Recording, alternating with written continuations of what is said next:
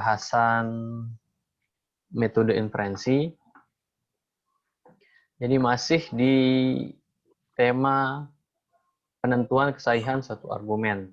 Nah, jadi masih kita akan membahas 3 pertemuan lagi metode-metode yang bisa digunakan untuk penentuan validitas suatu argumen. Nah, hari ini kita akan membahas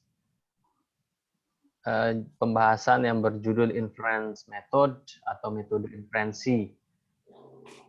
Jadi di dalam ilmu logika diketahui berbagai macam kaidah nantinya yang bisa kita gunakan untuk melakukan penarikan kesimpulan. Nah, jadi dari berbagai macam pernyataan yang diberikan atau biasa kita sebut dengan premis-premis, nantinya bisa kita ambil kesimpulan dengan menggunakan berbagai aturan inferensi. Nah, dari sinilah nantinya berbagai macam kaidah-kaidah inferensi ini bisa kita gunakan juga untuk penentuan kesahihan atau kevalidan suatu argumen. Nah, jadi kaidah-kaidah ini sudah diuji gitu ya. Sudah diuji di mana di situ sudah dicek juga bahwa ada tautologi implikasi yang melibatkan premis-premis dan konklusi. Artinya cara yang sebelumnya kita sudah pelajari bahwa namanya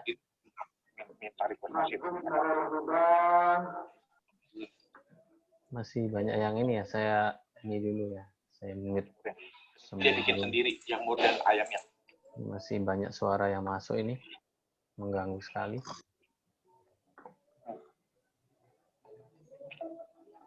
Ini gue mau racik sedikit. Ini ada cabenya dia. Cabai juga bikin sendiri dia. Coba dulu ya. Cabai lagi nih bahasnya. Akan cuy.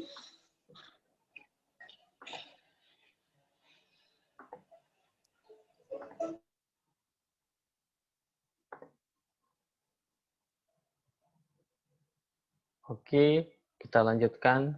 Tadi ada gangguan suara-suara. Jadi kaidah-kaidah ini sudah diuji dengan menggunakan tautologi gitu ya. Diperlihatkan dengan aturan tautologi yang juga sudah kita pelajari bahwa aturan ini memang bisa digunakan sebagai kaidah inferensi. Di mana ini juga nanti bisa kita gunakan untuk menentukan validitas suatu argumen. Ini berbagai kaidah-kaidah yang akan kita pelajari, di mana mungkin ada kaidah-kaidah yang sudah diketahui atau pernah dibaca gitu ya, minimal pernah dibaca. Ada modus ponen, modus tolen, hipotesis silogisme, simplikasi, adisi atau penambahan, konjungsi, dilema konstruktif, dilema destruktif. Nah, masing-masing kaidah ini akan kita bahas dan nanti kita lihat contoh bagaimana kaidah-kaidah ini bisa kita gunakan untuk menentukan validitas suatu argumen yang pada pertemuan atau sebelum UTS itu sudah kita bahas juga, tetapi dengan metode yang lain. Nah, sekarang dengan kaidah-kaidah yang hari ini kita pelajari. Kita mulai dari modus ponen. Nah, jadi modus ponen ini termasuk yang populer ya, mungkin juga sudah dipelajari pada saat SMA gitu ya. Jadi misalnya diberikan premis 1 jika P maka Q, kemudian premis 2P, maka kita bisa ambil kesimpulan Q. Alhamdulillah. Maaf. Jadi jika diberikan seperti ini, ada jika P maka Q, kemudian ada P, maka kita bisa sederhanakan menjadi Q gitu ya. Nah, atau bisa kita simpulkan menjadi Q. Gitu. Nah, biasanya juga dinotasikan seperti ini. Jika P maka Q, P, kemudian kesimpulannya adalah Q. Sebagai contoh, dalam bentuk kalimat, jika saya belajar, maka saya lulus ujian. Berikutnya, jika saya belajar, maka konklusinya saya lulus ujian. Gitu.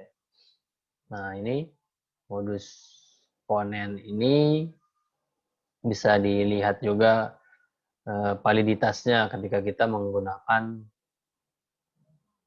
tabel kebenaran. Gitu ya.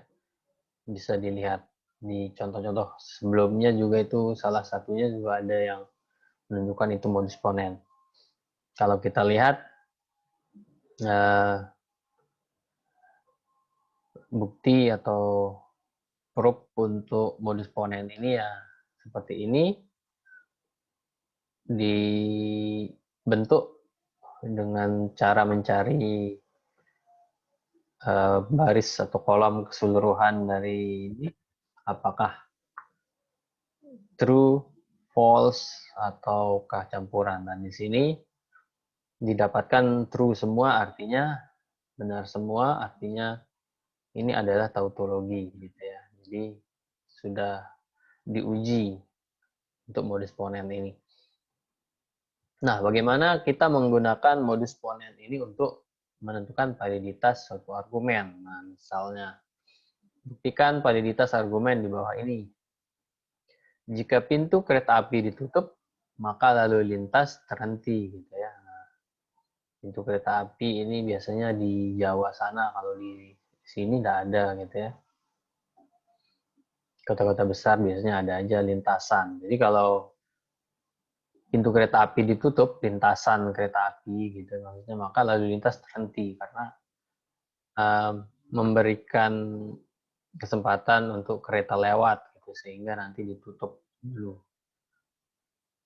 Tapi masih ada juga yang nekat gitu ya, mau mau adu gitu sama kereta api, ya jelas kalah gitu. Jadi jika pintu kereta api ditutup, maka lalu lintas terhenti. Jika lalu lintas terhenti, maka terjadi kemacetan lalu lintas. Nah, ya karena jalannya ditutup, otomatis macet gitu ya. Stop dulu lalu lintasnya. Kemudian tambahan lagi, pintu kereta api ditutup. Nah, ini ada tiga premis. Jadi, nah ini kesimpulannya, terjadi kemacetan lalu lintas. Dari premis yang diketahui, kemudian pintu kereta api ditutup, maka terjadi kemacetan lalu lintas. Kalau dari kalimatnya bisa kita lihat ya masuk akal juga gitu ya.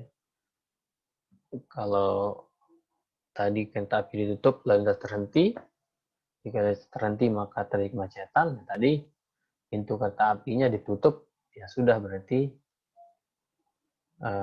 lalu lintasnya terhenti dan nanti akan macet.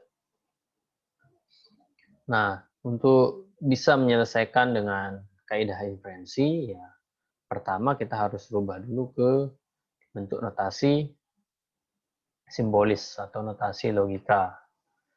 Jadi P itu mewakili pintu kereta api ditutup, Q lalu lintas terhenti, R terjadi kemacetan lalu lintas gitu ya.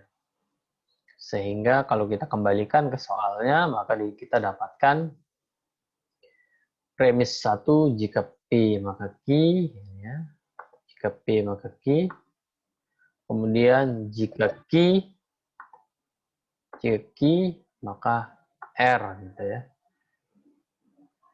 Kemudian P dan didapatkan konklusinya R gitu ya. Nah, ini kita harus uji apakah ini terbukti sebagai argumen yang valid gitu ya, dengan menggunakan kaidah-kaidah inferensi, dan pada saat ini yang kita pelajari adalah modus ponen, sehingga ya kita cari yang kira-kira nanti yang mendekati modus ponen. Nah, ini yang bisa kita lakukan ya, kita nomorkan 1 untuk premis 1, 2, untuk premis 2, 3 gitu ya. Kemudian untuk konklusi bisa kita tempatkan di sini gitu ya. Atau di bawah sini juga bisa. Tapi ini tidak kita proses ya. Jadi kita arahkan nantinya dari kaidah atau dari premis-premis ini mana yang nanti bisa kita sederhanakan dengan kaidah tersebut dan pada akhirnya nanti menunjukkan bisa dibentuk R ini gitu. Jika bisa nanti kita sederhanakan ini menjadi R, maka itu terbukti valid. Tentu saja dengan kaidah-kaidah yang sesuai gitu ya, tidak kita paksakan, harus jelas kaidah yang digunakan. Ya, kira-kira dari tiga ini yang yang bisa kita olah atau yang bisa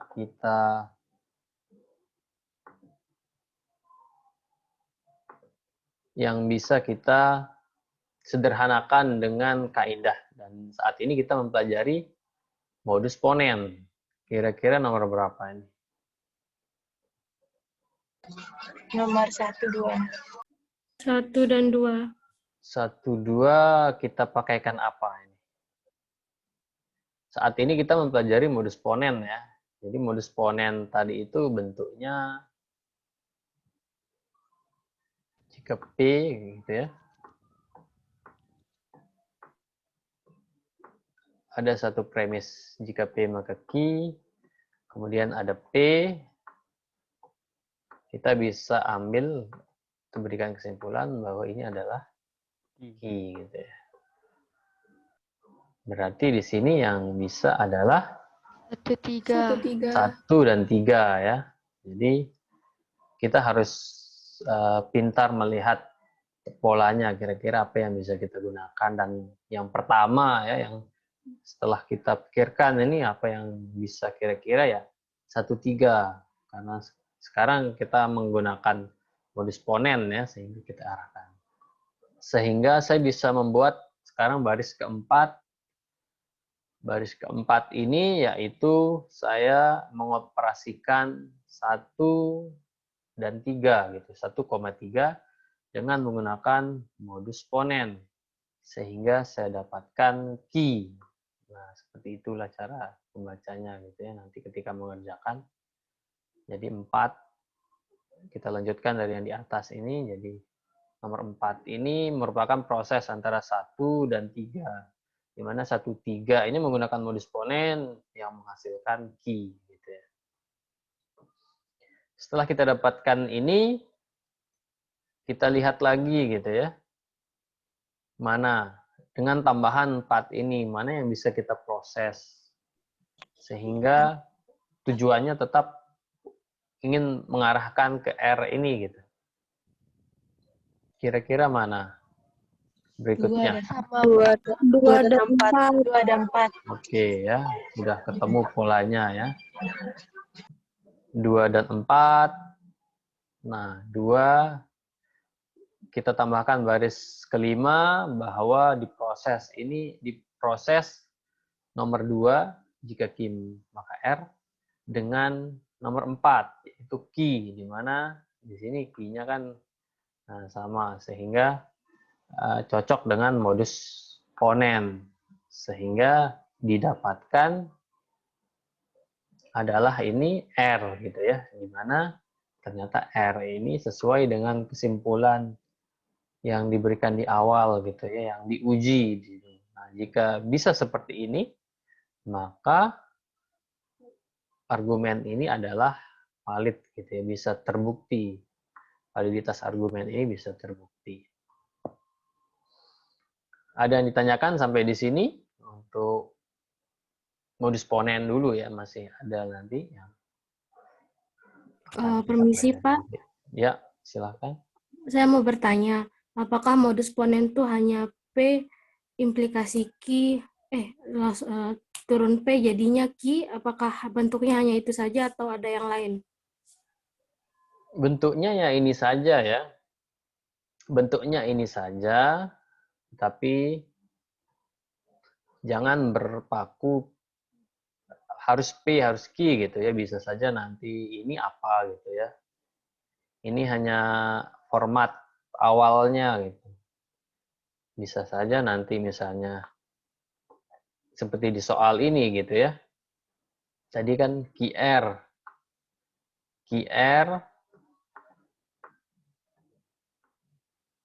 ketemu dengan Q gitu ya. Berarti ini bisa kita sederhanakan atau ambil konklusinya menjadi R. Jadi bentuknya sudah baku seperti ini ya. Cuma nanti bisa saja lain, apa namanya, PQ ini nanti bisa lain.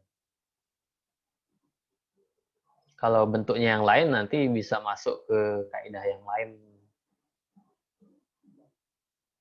Nah, itu ya bisa dipahami. Bisa, Modus Pak. ponennya seperti ini gitu. Artinya bentuknya harus menyesuaikan ini baru kita bisa berlakukan kaidah modus ponen. Yang lain?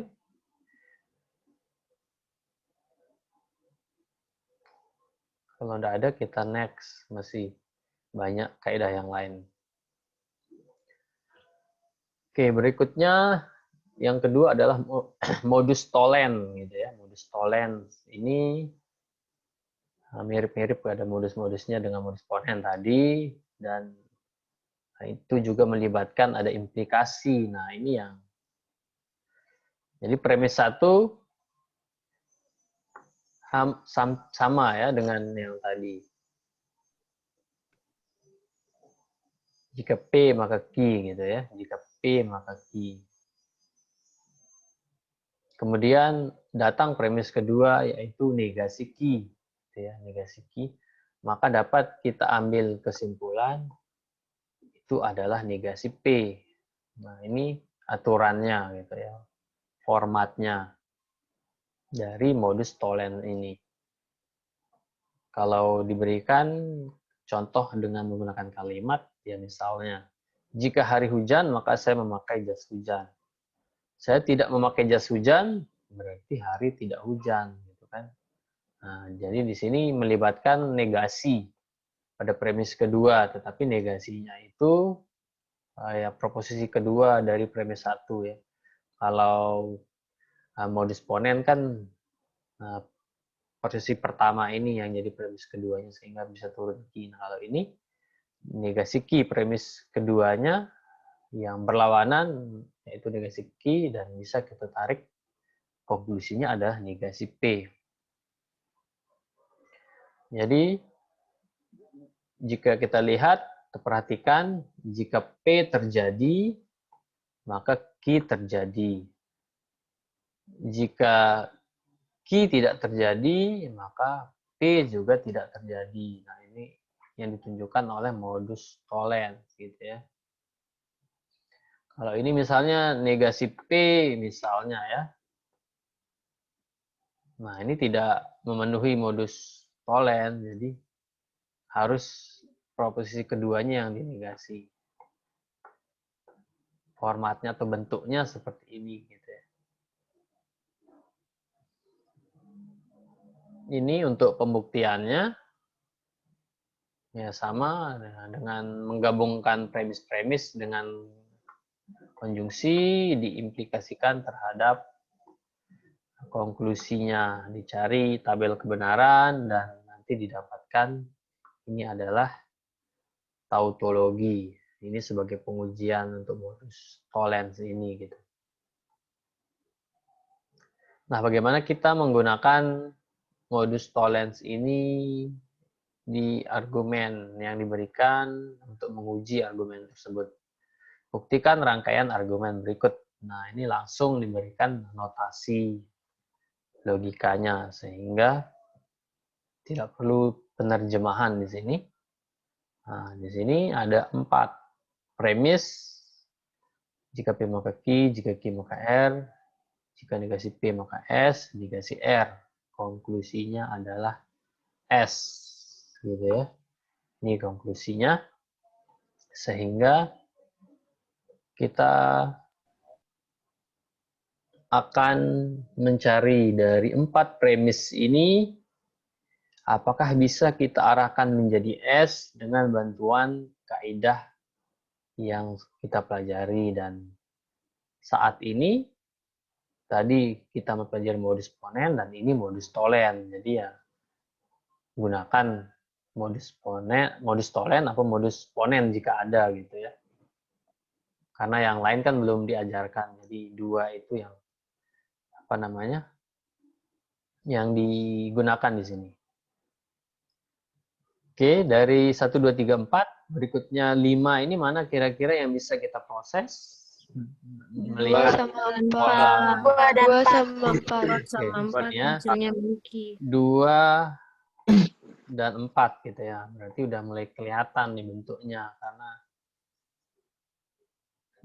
setelah tahu gitu bentuk tadi, maka kita bisa lihat di sini ya.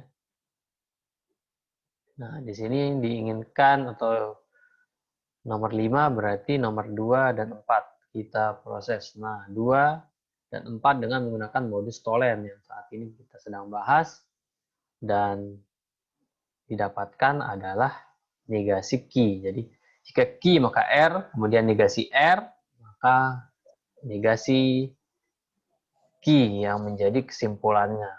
Nah, berarti sudah mulai paham.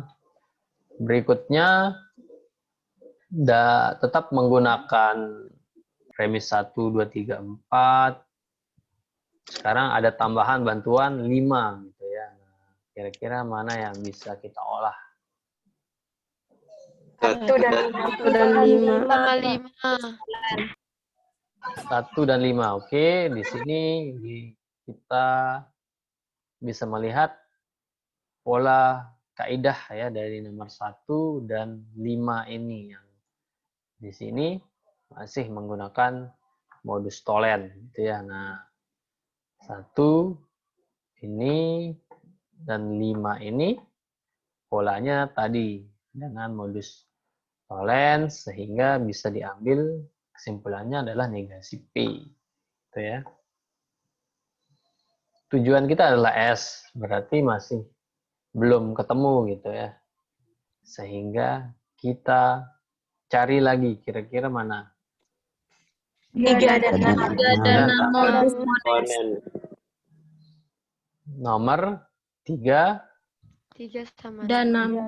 3 dan 6. 3 dan 6. 3 Gunakan modus ponen. 6. Oke.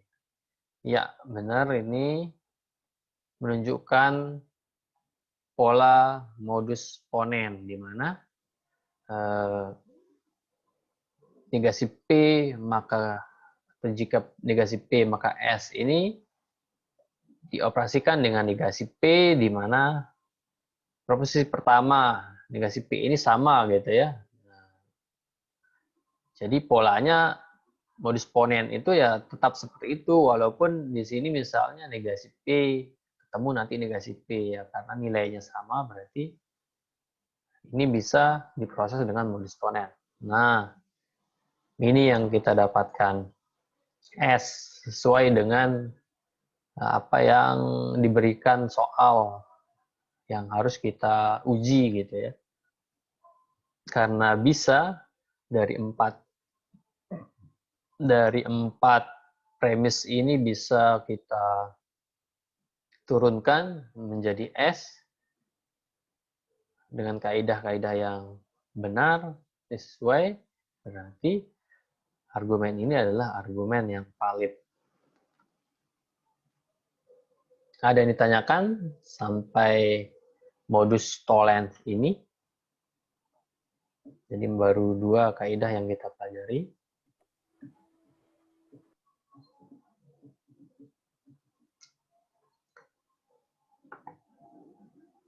Oke, kita next. Sambil nanti jika ada pertanyaan boleh. Berikutnya adalah penyederhanaan konjungtif atau simplification gitu ya. Simplification. Jadi inferensi ini merupakan kebalikan dari inferensi penambahan disjuntif. Nah, nanti ada penambahan disjuntif.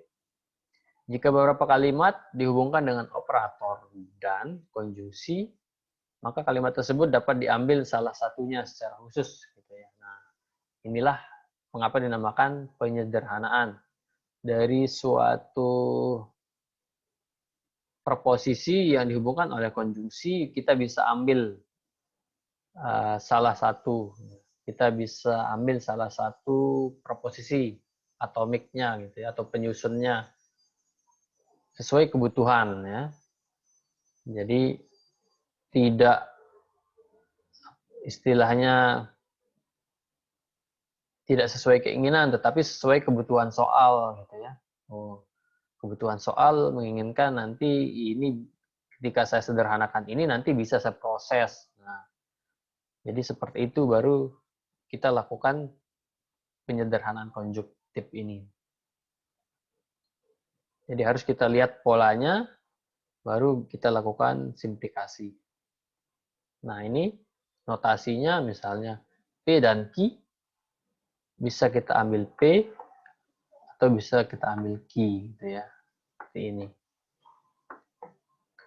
Contoh kalimatnya, langit berwarna biru dan bulan berbentuk bulat. Bisa kita ambil langit berwarna biru atau bulan berbentuk bulat. Nah, kita cek sekarang soal gitu ya. Buktikan rangkaian argumen berikut ini gitu ya. Kita akan membuktikan apakah ini sahih atau tidak. Nah, ini diberikan suatu rangkaian argumen langsung notasinya. Gitu. Ada 4 premis. 1, 2, 3, 4. Dan kesimpulannya di sini adalah T. Ya. Ini premis-premisnya. Nah, kita diminta untuk membuktikan dengan menggunakan kaidah-kaidah inferensi yang kita pelajari. Tadi kita sudah mempelajari modus ponen, modus tolen, dan sekarang simplikasi konjungtif, menyederhanakan konjungtif gitu ya. Dimana tadi kita bisa ambil sesuai kebutuhan. Oke. Nah, baris kelima ini kira-kira mana yang bisa kita proses dulu? Premis 1 dengan konjungsi P. 1 di simplikasi konjungsi gitu ya. 1 disederhanakan dengan mengambil apa? Min P. Negasi P maksudnya. Negasi P. Kenapa diambil negasi P? Biar lanjut ke nomor 2. Oke, biar nanti bisa diproses dengan nomor 2 gitu ya. Nah, harus beralasan gitu mengambilnya ya. Jangan asal mengambil nanti proses berikutnya enggak tahu gitu. Jadi benar seperti itu, dilihat lagi polanya, jika saya ambil ini nanti saya bisa proses dengan ini gitu ya. Oke. 1 saya ambil, saya simplikasi konjungsi gitu ya. Saya sederhanakan karena aturannya kalau ada konjungsi boleh saya ambil salah satu. Yang saya ambil di sini adalah negasi P. Nah, berikutnya tadi 5 ini berarti diproses dengan 2. 2 ya. Teman-temannya tadi melihat pola 2 ini bisa diproses dengan 5 gitu. Nah, 2 dan 5 ini dengan menggunakan modus tolen gitu ya. Jadi P ketemu negasi P sehingga menghasilkan negasi R sesuai dengan aturan modus tolen tadi. Berikutnya mana yang bisa kita proses? 3 sama 6. 3 dan 6. Oke, 3 dan 6 ya. Di sini kelihatan. Ini dengan menggunakan apa? Modus pones. Modus ponen. Oke. Jadi premis 3 ini kita operasikan dengan nomor 6 negasi R karena di situ bisa dioperasikan modus ponen sehingga didapatkan S gitu ya, S. Sampai di sini masih belum, tujuan kita adalah T. Berikutnya nomor berapa yang bisa kita 4 dan 7. aplikasikan? 4 dan 4 7 dan modus 7. Oke, 4 dan 7 gitu ya. 4 dan 7 menggunakan modus ponen. Modus ponen. Polen. S ini sama S, sehingga nanti didapatkan ini adalah T. Dimana sesuai dengan soal yang diberikan bahwa T sebagai kesimpulan setelah diuji dengan metode inferensi ternyata bisa gitu ya. Artinya argumen ini adalah argumen yang valid. Bisa diuji kevalidannya. Sampai di sini ada yang ditanyakan?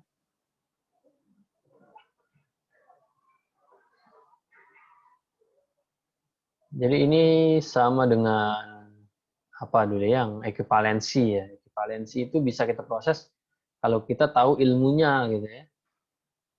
Kita tahu ilmunya. Kalau tidak tahu semudah apapun itu bentuk yang ini ya itu tidak bisa proses. Nah, begitupun ini. Artinya kita harus memahami dengan baik kaidah-kaidahnya. Ya, jangan sampai terlewat. Karena nanti bisa saja saat kita mengerjakan kita mungkin tidak tahu terlewat satu kaidah di mana kaidah ini yang penting yang bisa digunakan. Nah, kita menyimpulkannya salah berarti karena kita lihat itu buntu padahal ada kaidah yang bisa kita gunakan, maka hasil akhirnya bisa berbeda gitu. Yang bisa harusnya valid ternyata kita membacanya invalid karena tidak bisa kita proses. Oke, itu simplikasi konjungsi atau konjungtif. Berikutnya adalah silogisme hipotesis. Hypothetical syllogism gitu ya. Nah, jadi silogisme hipotesis ini melibatkan implikasi gitu ya. Nah, jadi misalnya premis 1 jika P maka Q. Premis 2 itu jika Q maka R, maka ada pola yang bisa kita lihat di sini. Nah, ini key yang pertama ini di premis pertama ini di mana posisinya kedua ini sama dengan key yang ada di premis kedua ini, sehingga ini bisa kita coret gitu ya. Sehingga kita dapatkan konklusinya ini. Jika P maka R. Jadi polanya harus begitu nanti. Kalau kita menemukan pola yang seperti itu berarti bisa kita berlakukan silogisme hipotesis ini. Contoh kalimatnya, jika kamu benar, saya bersalah. Jika saya bersalah, saya minta maaf. Berarti jika kamu benar, maka saya minta maaf, gitu ya. Jika kamu benar, maka saya yang minta maaf gitu ya, karena tadi jika kamu benar berarti ya saya yang salah gitu kan, pilihannya benar salah. Kalau saya bersalah ya saya minta maaf. Karena dia benar maka saya yang minta maaf. Nah, ini aturan silogisme hipotesis gitu ya. Jadi nanti jika menemukan ada soal kemudian polanya mendekati ini ya berarti kita coba dengan menggunakan silogisme hipotesis.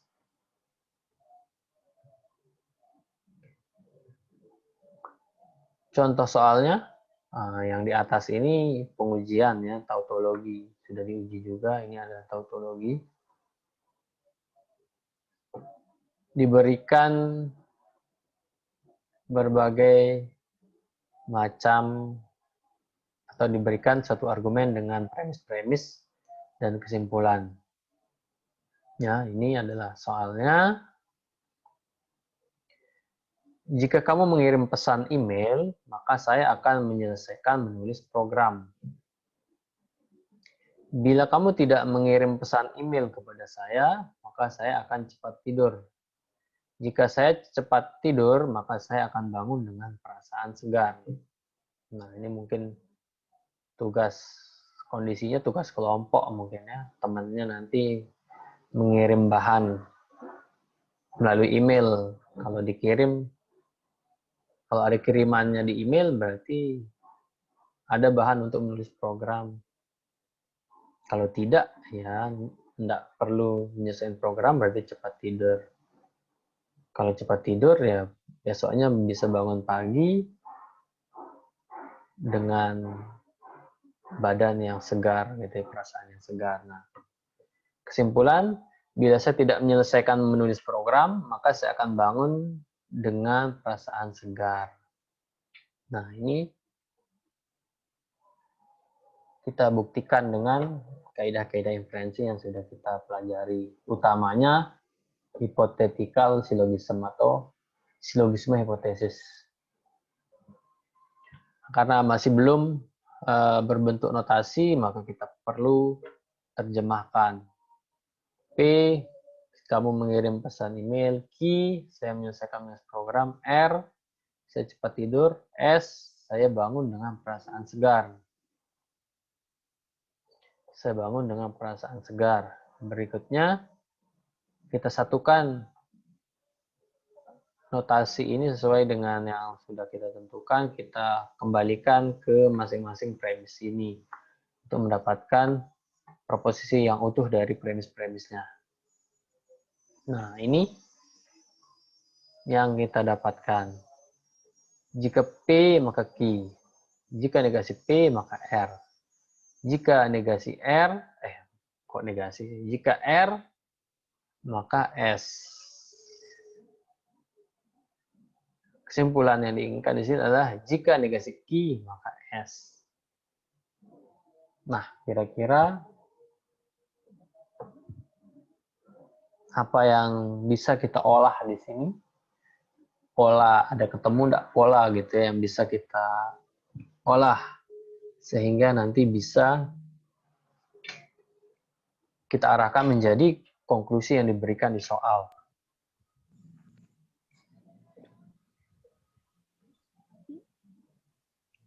Ada? 2 dan 3. 3. 2 dan 3 gitu ya. Ya. 2 dan 3 gitu ya. Oke, berarti di sini 4. 2 dan 3 ini saya apakan ini? Proses pakai apa? Kaidah apa? Silogisme hipotesis. Berarti HS. silogisme hipotesis HS atau SH gitu ya.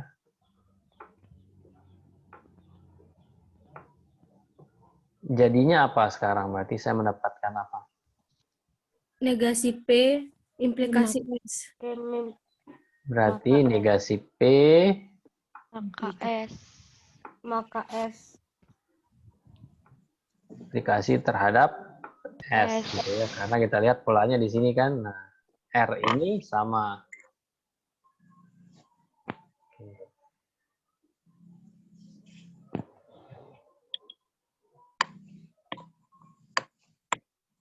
Berikutnya, kira-kira apa yang bisa?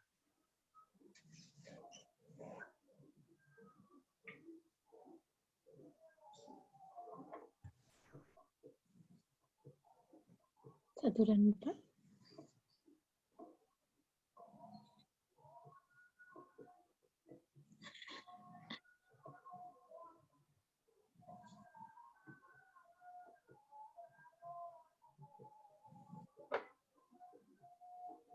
Gimana? Ada ini enggak?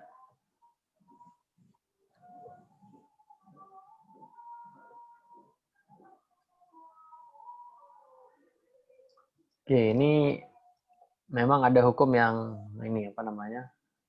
Hukum yang belum kita pelajari yang dipakai di sini. Jadi di implikasi ya. Ini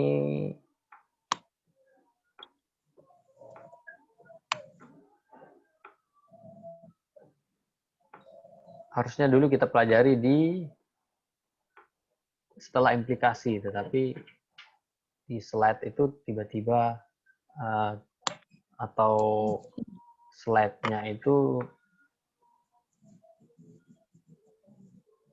terpotong. Jadi saya tambahkan di sini, tidak susah sih. Jadi kita mengenal ada converse, ya, pernah mendengar kan? Converse, inverse, dan Kontraposisi. nah, ada yang sudah tahu. Inverse dan kontraposisi.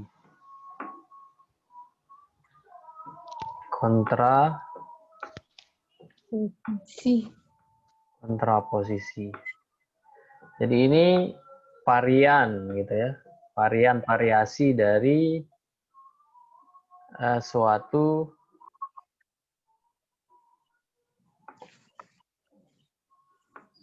implikasi gitu ya. Jadi implikasi converse ini adalah kebalikannya gitu ya. Misalnya implikasinya adalah jika P maka Q, maka kebalikannya adalah I maka P. Q maka P gitu ya. Kesulitan memang nulis di sini. Kalau inverse ini adalah negasi dari ini, maksudnya Negasi. Negasi P. Negasi P masing-masing. maka Q. Negasi Q. Jika negasi P maka negasi Q. Negasi Q. Kontraposisi ini, converse ini yang Negasi Q maka negasi P. dinegasikan ya. Negasi Q Maka negasi P. maka negasi P gitu ya. Nah, yang di sini yang ada kaitannya adalah di kontraposisi. Jadi kontraposisi ini ekivalen dengan implikasi. Jadi kontraposisi ini ekivalen dengan implikasi. Sehingga jika saya tuliskan gitu ya, dikasih gitu ya. Jika saya tuliskan jika P maka Q, maka ini bisa juga dituliskan jika negasi Q, maka negasi P.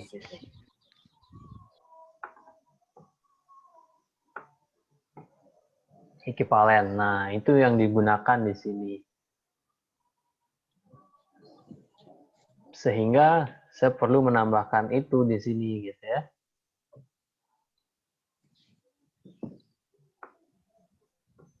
Itu yang digunakan di sini dengan merubah yang nomor 1 ya. Satu. Lihat 1 ini dengan kontraposisi tadi gitu ya. Kontraposisi. Sehingga ini menjadi negasi Negasi P. negasi Q menjadi negasi P. Negasi P. negasi P. Nah, dari sini ada pola yang terlihat. Ya. Iya. Ada pola yang terlihat. 4 dan 5. 4 dan 5. 4 dengan 5 ya.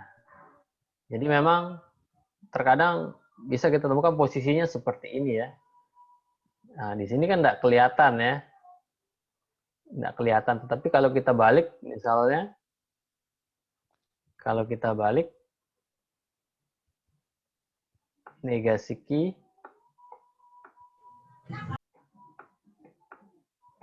negasi Q, negasi P, jadi 5-nya di atas, 4-nya di bawah, sehingga ketemu kan polanya ya. Ini yang sama, ini negasi P-nya sama nih kan. Itu enggak bisa diikuti. Berarti ini 4 dengan 5 dengan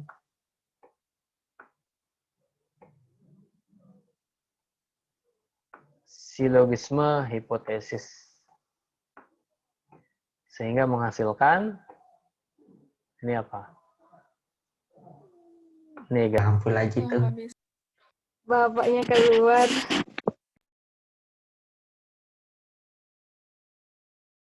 Ada gangguan koneksi di kampus ini padahal. Oke, saya lanjutkan terakhir tadi. Nah, di sini tadi ya. Iya. Tadi sampai mana tadi saya? Yang 4 dan 5 4 dan 5 Dan 5 dibalik. dibalik. ini ya, udah ya. Kalau misalnya seperti ini kan nggak kelihatan ini, tetapi sebenarnya ini ada polanya ini gitu ya. Ini dengan ini kalau dibalik seperti ini baru kelihatan. Tapi jangan sampai terkecoh seperti itu ya. Dicek-cek juga nih. Ini negasi P-nya sama dengan negasi P ini. Sehingga didapatkan negasi Q implikasi terhadap S ya. S. Ini sama dengan Valid. konklusi yang diberikan oleh soal gitu ya. Sehingga kita bisa uji itu dengan berbagai kaidah atau metode inferensi yang kita pelajari. Oke, ada yang ditanyakan sampai di sini? Nah, dari latihan-latihan ini ya diharapkan nanti terbiasa menggunakan ini sehingga tinggal memahami aja kaidah-kaidahnya. Oke, kalau tidak ada kita next.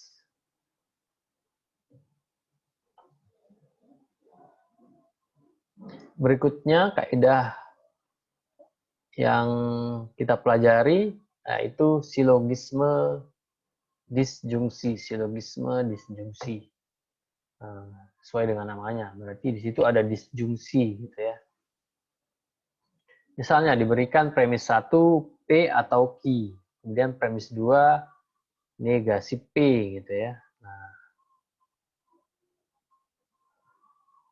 Nah, di sini ada yang berlawanan P negasi P, sehingga ini bisa kita sederhanakan, yang tersisa adalah Q. Tapi lihat polanya harus disjungsi di sana ya. Kalau nanti konjungsi tidak berlaku berarti silogisme ini. Harus disjungsi, kemudian nanti ketemu dengan negasi salah satu yang di atas, maka bisa kita ambil, kita konklusikan satu proposisi yang lain atau Q-nya. Kalau di sini kan yang negasi itu adalah P-nya. Bisa saja nanti yang negasi itu adalah Q-nya, negasi Q misalnya di sini, berarti ini adalah P gitu ya. Tetap berlaku seperti itu. Misalnya ini negasi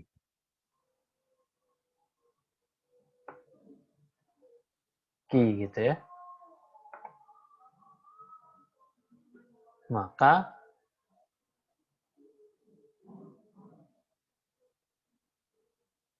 ini apa namanya? Kita bisa ambil P. Contoh kalimatnya. Pengalaman ini berbahaya atau membosankan? Pengalaman ini tidak berbahaya. Berarti pengalaman ini membosankan.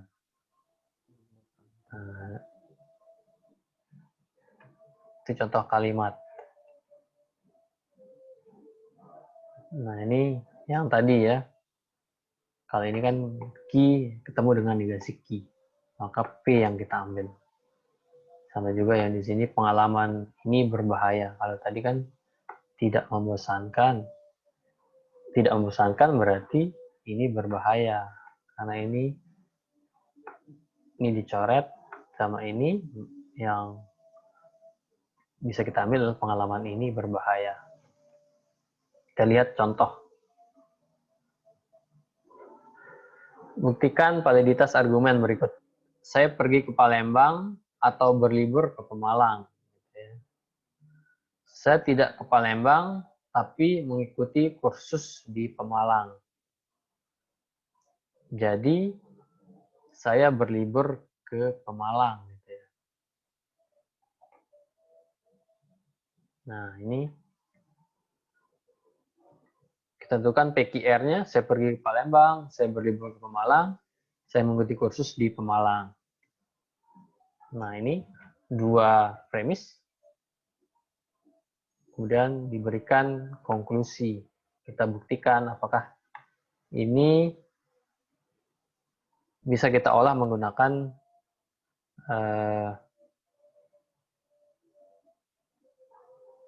kaidah-kaidah inferensi yang sudah kita pelajari. Utamanya di sini silogisme disjungsi atau disjunction syllogism.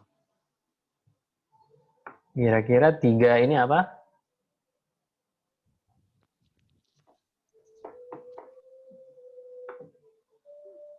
Kira-kira apa? 3 ini apa?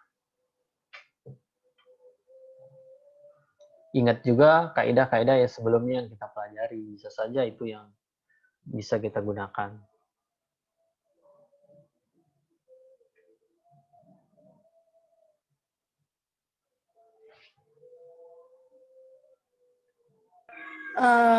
Yang kedua, negasi P, disjungsi R, pakai simplifikasi konklusi.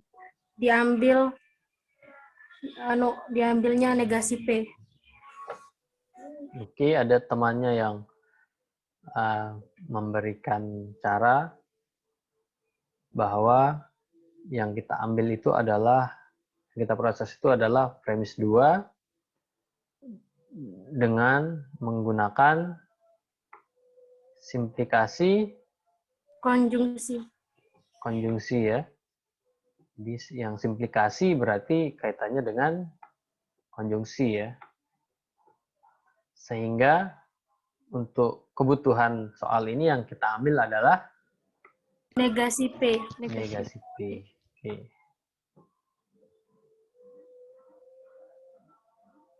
Oke, kita dapatkan negasi P. Setelah ini ada pola yang terlihat. 1 dan 3. 1 dan 3. Silogisme disjungsi. 3 gitu ya. Sesuai pembahasan kita di sini adalah DS apa SD, silogisme disjungsi. Berarti P dan negasi P kita coret. Tersisa adalah Ki. Sehingga ini sesuai dengan soal yang diberikan, konklusi yang diberikan. Sehingga argumen ini adalah argumen yang valid. Gitu ya. Jadi kita perlu bantuan simplikasi. Kalau membicarakan simplikasi, ya berarti itu konjungsi yang disimplikasi ya. Jangan kebalik. Jangan yang disjungsi gitu.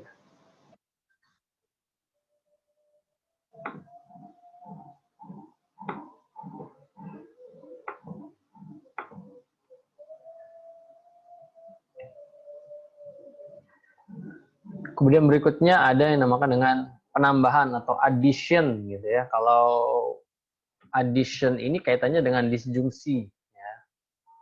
Kalau simplikasi itu konjungsi, disederhanakan. Kalau di penambahan ini maka ini nanti operatornya adalah disjungsi. Inferensi penambahan disjungtif didasarkan pada fakta bahwa suatu kalimat dapat digeneralisasikan dengan penghubung disjungsi atau gitu ya. Alasannya adalah penghubung atau itu bernilai benar jika salah satu komponennya bernilai benar.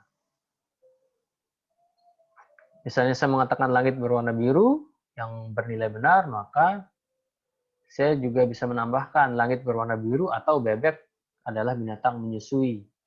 Karena saya tahu langit berwarna biru benar, saya tambahkan, saya ataukan apa saja yang bisa saja salah itu, maka tetap bernilai benar. Ya, karena nilai kebenaran disjungsi itu kalau satu benar ya keseluruhannya benar. Walaupun di sini bebek tadi itu adalah kalimat yang bernilai salah. Nah ini ada P, maka saya bisa tambahkan Q, atau ada Q, saya bisa tambahkan P. Itu pun sesuai dengan kebutuhan soal ya, enggak semata-mata hanya ditambahkan. Sesuai yang kita butuhkan ketika nanti kita diberikan soal dan hal yang harus dilakukan adalah penambahan. Maka kita bisa lakukan itu. Contoh soal. Jika di Pangandaran nelayan tertawa berdendang ria atau wisatawan ramai berpesta pora, maka di Pangandaran ada pesta laut. Jika bulan Februari telah tiba, maka nelayan di Pangandaran tertawa berdendang ria. Bulan Februari telah tiba, jadi di Pangandaran ada pesta laut.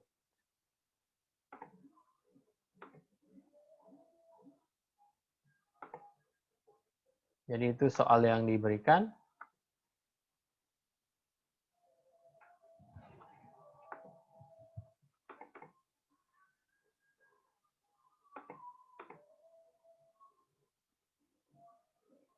Seperti biasa ya kita tentukan PQRS.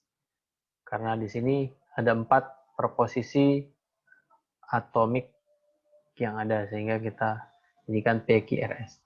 Di Pangandaran nelayan tertawa berdendang ria, wisatawan ramai berpesta pora, di Pangandaran ada pesta laut, bulan Februari telah tiba. Kita kembalikan ke premis lengkapnya sehingga didapatkan 1. Jika P atau Q maka R, jika S maka P, S, kesimpulannya adalah R. Gitu ya. Nah, kira-kira langkah berikut yang bisa kita lakukan, kita sudah mengetahui kaidah-kaidah yang tadi sebelumnya kita pelajari, ada modus ponen, modus tolen, simplikasi, kemudian silogisme hipotesis, silogisme disjungsi, kemudian ini ada adisi penambahan disjungsi. Nomor 4. 2 dan 3. 2 dan 3. Dan Sudah 3. jelas ya di sini ya. Modus ponen. 2 dan 3. Ini menggunakan modus ponen gitu ya, panjang kok lehernya. Sehingga di sini didapatkan P. modus ponen. Didapatkan di sini adalah P. Berikutnya, kita sudah dapatkan satu langkah. Berikutnya apa yang bisa kita lakukan? Khususnya kaitan dengan ini contoh untuk kaidah addition disjungsi gitu ya.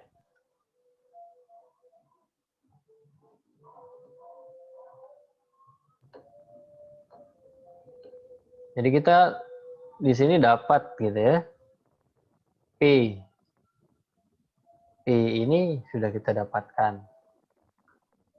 Kita ingin arahkan menjadi atau untuk bisa mendapatkan R gitu ya. Sedangkan jika kita lihat yang tersedia itu ini ya. Yang tersedia itu ini. Kalau langsung kita operasikan, kita menemukan kesulitan di sini. Tidak ada kaidah yang bisa masuk gitu ya. Ada P sih di sini P, tapi kan satu proposisi ini gitu. Jadi tidak bisa misalnya P ini dengan P ini langsung modus ponen misalnya. Tidak bisa seperti itu. Harus sama gitu ya. Kalau kita mau berlakukan berarti harus sama. Ini P atau Q, ini juga P atau Q. Gitu ya. Nah, dari sana ada petunjuknya enggak? P-nya jadi P atau Q pakai yang penjumlahan Oke. ini. Berarti Yang keempat. kita ubah yang Keempat. menggunakan Addition. addition ya. Addition. Sehingga ini menjadi P P atau key. atau key. Ya, yang kita tambahkan itu adalah key. Ini key-nya kecil ya. Nah, sehingga kalau saya lihat, nah ini sudah ada pola nih kelihatan gitu ya. Sehingga 6 ini 1 bisa sama kita 5. berlakukan 1,5.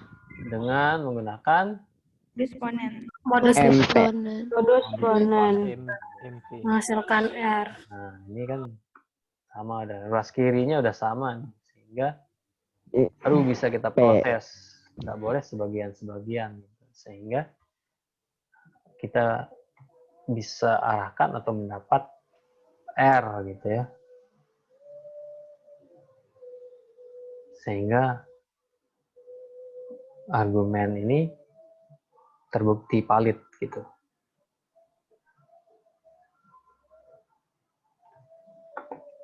Sampai di sini bisa diikuti, ada yang ditanyakan?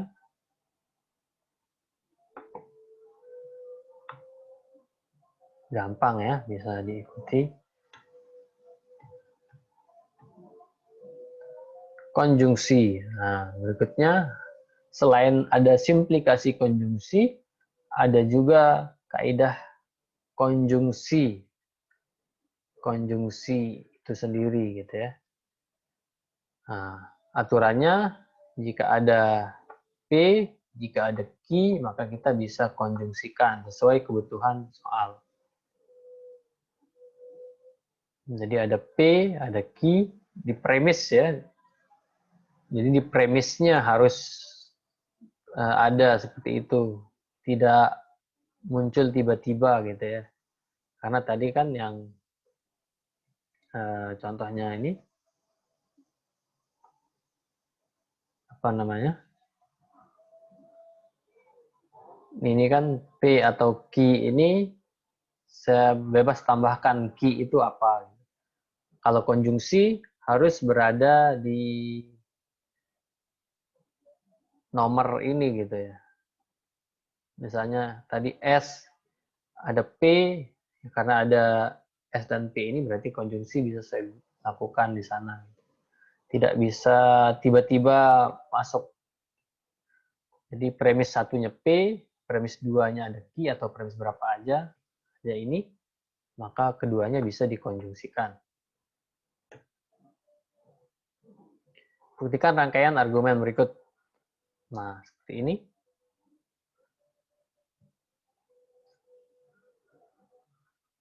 Jika P dan Q, maka R, P dan S, I dan T, R gitu ya. Ini juga sepertinya sudah juga kita bahas di pertemuan apa gitu ya. Ini kita sudah kerjakan dengan metode lain. Harusnya ini juga valid dengan menggunakan metode inferensi ini. Nah, kira-kira apa yang bisa kita lakukan di sini?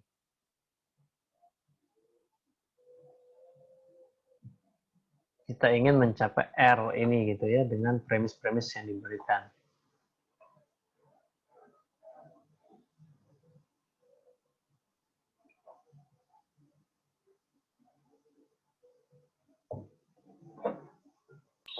Mungkin pakai yang nomor 2, Pak. Pakai simplikasi konjungsi dengan mengambil P mungkin. Oke. Yang lain ada juga pola yang dilihat, karena bisa saja masing-masing orang itu melihatnya dengan pola berbeda. Oke. Kalau yang Yang ketiga bukan juga bisa. konjungsi diambil yang ki. Ya. Oke, kita ya. Tadi temannya berarti ini yang nomor 4 ini apa nih? 4 ini saya ambil apa tadi? 2. 2 dengan simplikasi konjungsi. simplikasi gitu ya. Berarti saya yang ambil apa? P. P. 5. Yang Nomor 3. nomor 3. Ambil Q. 3 kita ambil. Ki. Simplikasi konjungsi. Berarti ini juga dengan simplikasi konjungsi. Ya. Simplikasi. Kita ambil yang ki. Berikutnya 6. Dikonjungsi. Konjungsi P dan Ki. P dan Q. 4 dan 5. 5 di Konjungsi.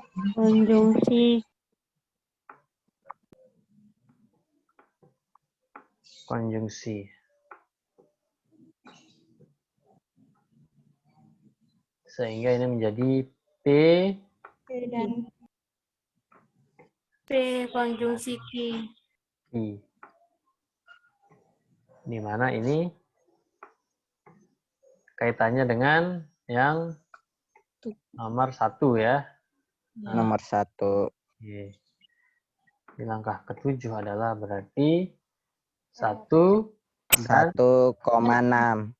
6 dengan menggunakan Modus ponen. Modus ponen. eksponen. Sehingga ini dicoret, sehingga tersisa R. R. nanti sesuai dengan ini. Nah, itu yang kita lakukan dengan menggunakan sesuai yang kita bahas di sini adalah konjungsi ya. Berarti kita harus ambil dulu. Nah, kalau seperti tadi itu kita ambil dulu P yang dari 2 ini, kita ambil juga Q yang dari 2 ini, di mana ini menggunakan hukum yang valid atau kaidah yang benar gitu ya. Baru kemudian bisa kita gabungkan, kita proses dengan kaidah yang lain sehingga tercapai konklusi yang diberikan oleh soal dan argumen adalah valid gitu.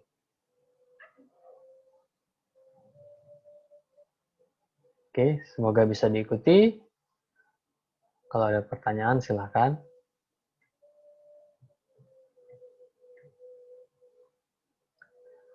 Kemudian 2 berikutnya ada disebut dengan dilema konstruktif dan dilema destruktif. Nah, jadi kedua dilema ini kaitannya nanti dengan modus-modus yang sudah kita pelajari. Yang pertama dilema konstruktif.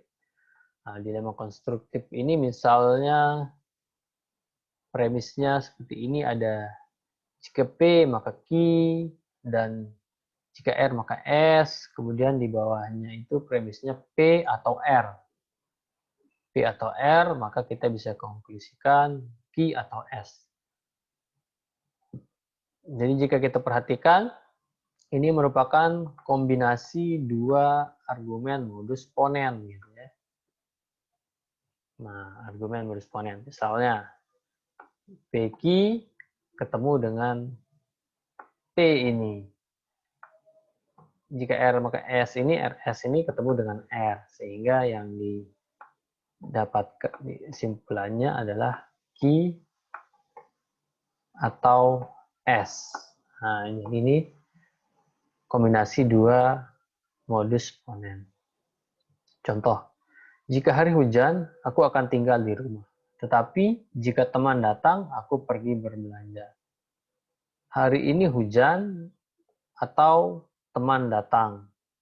Konklusinya, aku akan tinggal di rumah atau pergi berbelanja. Itu dilema konstruktif. Ya, dilema konstruktif.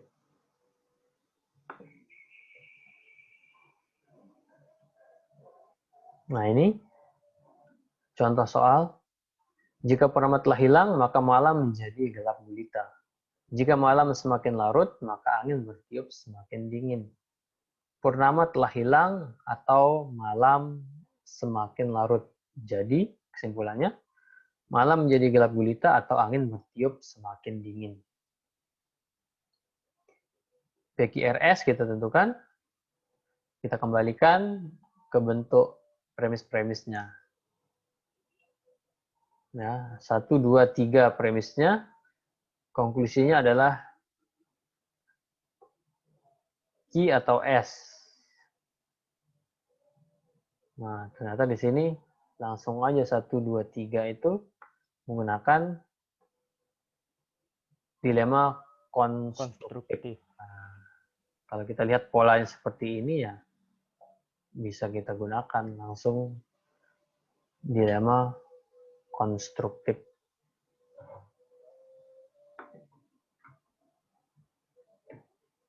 Berikutnya dilema destruktif. Nah, destruktif kalau tadi kombinasi modus ponen, ini adalah kombinasi modus tolen. Jika P maka Q dan jika R maka S. Premis 2, negasi Q atau negasi S. Maka bisa dikonklusikan negasi P atau negasi R. Nah, bisa kita lihat di sini. Negasi Q ketemu dengan Q ini. Negasi S ketemu dengan S ini, sehingga bisa kita ambil berarti modus tolen ya. Berarti ini negasi P, ini negasi R gitu ya. Nah, ini yang menyusun atau pola yang bisa kita simpulkan sebagai dilema destruktif. Bisa kita gunakan kaidah dilema destruktif di sana gitu, kalau polanya seperti ini. Contoh dalam bentuk kalimat, jika aku memberikan pengakuan, aku akan digantung. Dan jika aku tutup mulut, aku akan ditembak mati. Wah, dilema sekali ini ya. Aku tidak akan ditembak mati atau tidak digantung, gitu ya. Maka aku tidak akan memberikan pengakuan atau tidak akan tutup mulut. Nah, ini bentuk dari dilema destruktif, gitu ya. Kalau ini tidak ada contoh soalnya ya, nah, agak jarang lah gitu mungkin. Nanti bisa dicari lah untuk contoh soal dilema destruktif ini. Sampai di sini ada yang ditanyakan?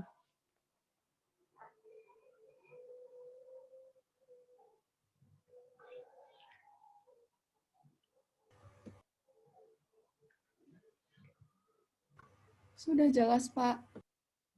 Sudah cukup jelas ya. Oke, supaya lebih jelas lagi ya, ini ada 2 latihan. 2 latihan. Nah, dicoba-coba dulu, diorat-orat dulu. Nanti kita lihat. Kita kerjakan bareng-bareng. Ya. 10 menit lah ya. Oke, silakan diambil kertas, pulpen, dicoba dulu soal ini. Kaidah-kaidahnya sudah jelas, silakan dicari pola sedemikian rupa. Ini pendek-pendek soalnya ya. Bisa enggak? Ketemu enggak ini? Oke, silakan dimulai.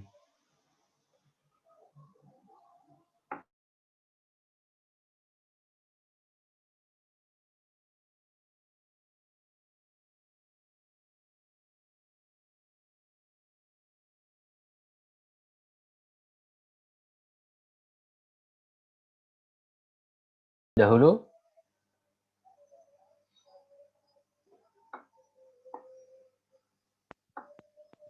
Kira-kira langkah ketiga apa yang kita lakukan?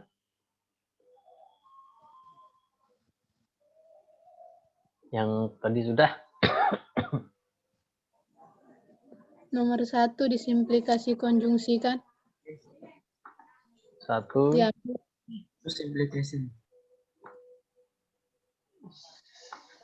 Sim gitu ya. Yang diambil apa? Yang diambil apa? P. Oke. P-nya. Langkah keempat.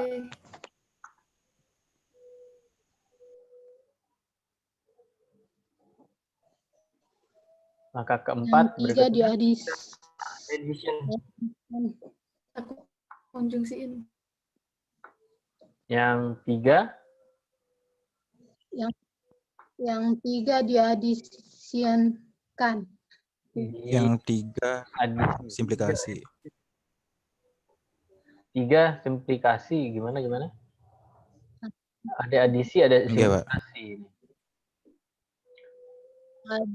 Adisi. Disjungsif. Disjungsiki. Disjungsiki. Oke, yang 3 dulu, 3 di adisi. Ini enggak? Adisi kan. Adisi dengan Ki. ki ya. Ki. Kemudian yang kelima, Dua dan 4. dan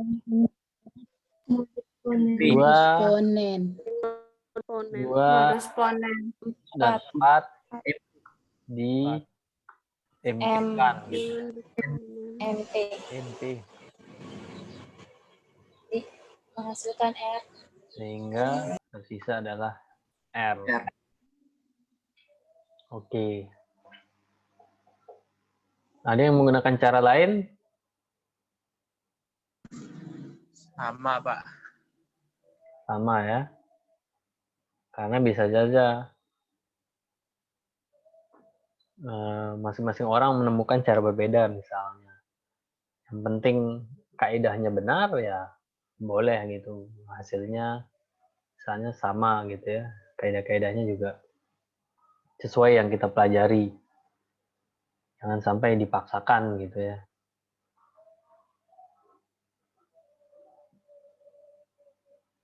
Yang B ini bantuannya sedikit, ini ada 2 gitu.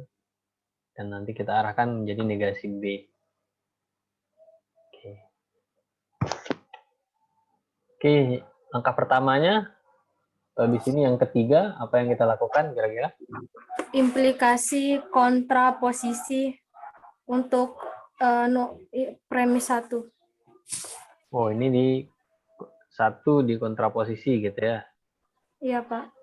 Cara temannya. Kontraposisi. Berarti menjadi negasi C disjungsi D implikasi disjungsi A disjungsi B. Negasi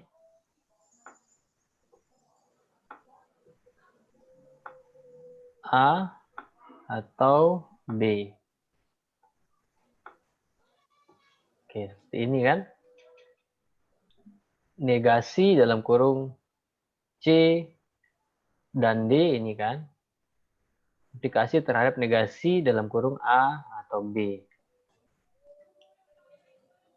Berikutnya.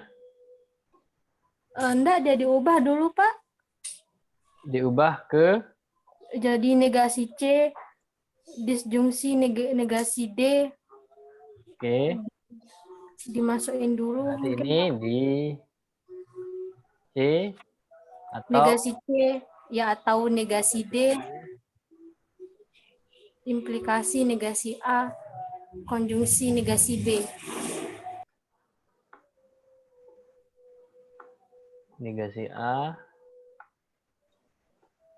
dan negasi B. Ya, terus berikutnya.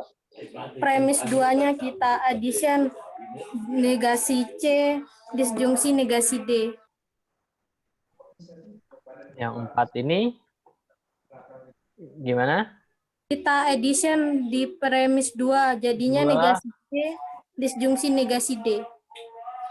2 di add. Ya, di add.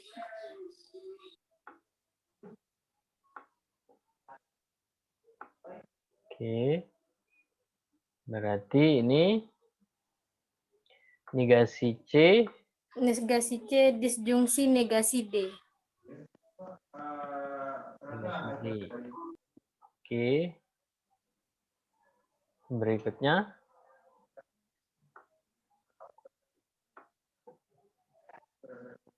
Pemakai modus ponen. 3, 4. Ya, Pak. Menggunakan modus Ponen. ponen ya. Ini kan, ini dengan ini gitu ya. Sehingga tersisa Negasi A dan negasi B. Konjungsi negasi B. dan It's like and blue. B. Oke. Jadi di sini belum mencapai ini. Yang keenam pakai addition lagi dengan mengambil negasi B. Negasi.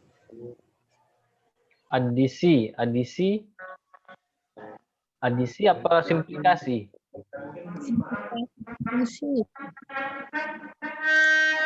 Simplikasi konjungsi. Simplikasi, Pak, maaf. Ambil negasi B. Oke.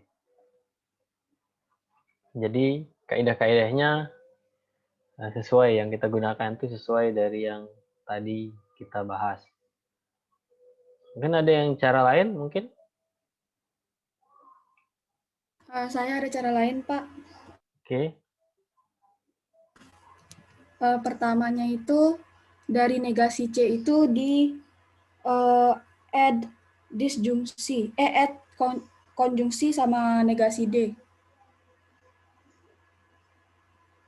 Nomor 2 di Add disjungsi. Konjungsi, maaf, Pak. adisi itu. Konjungsi. Adisi itu apa?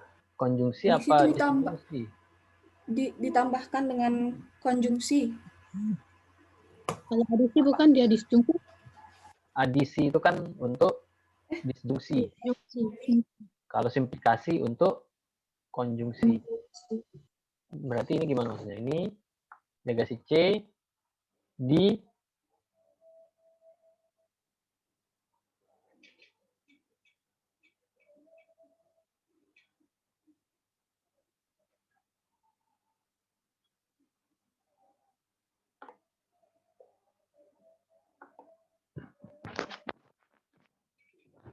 Maaf, Pak, sepertinya salah teori.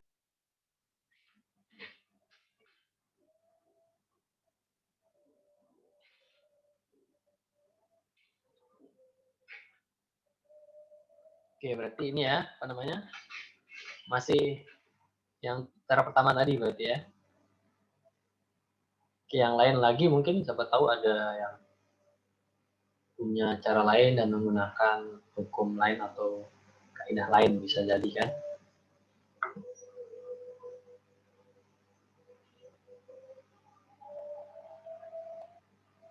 Oke, jadi itu tadi ya, tadi temennya sudah mengarahkan untuk mengerjakan ini. Pertama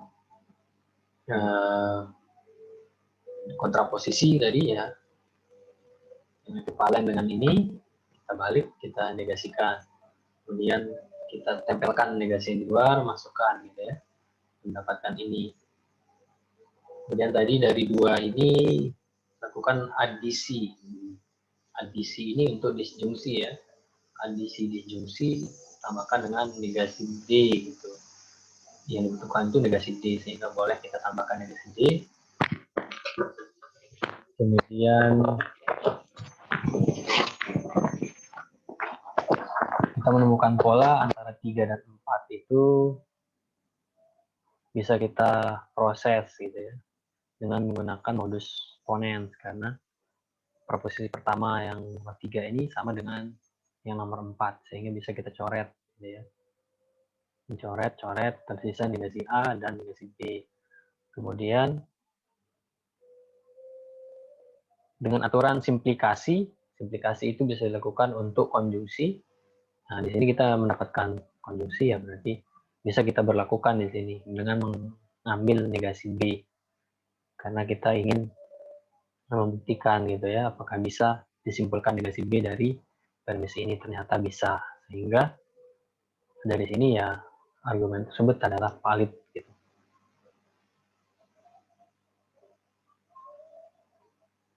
Oke, itu sampai di sini ada yang ditanyakan?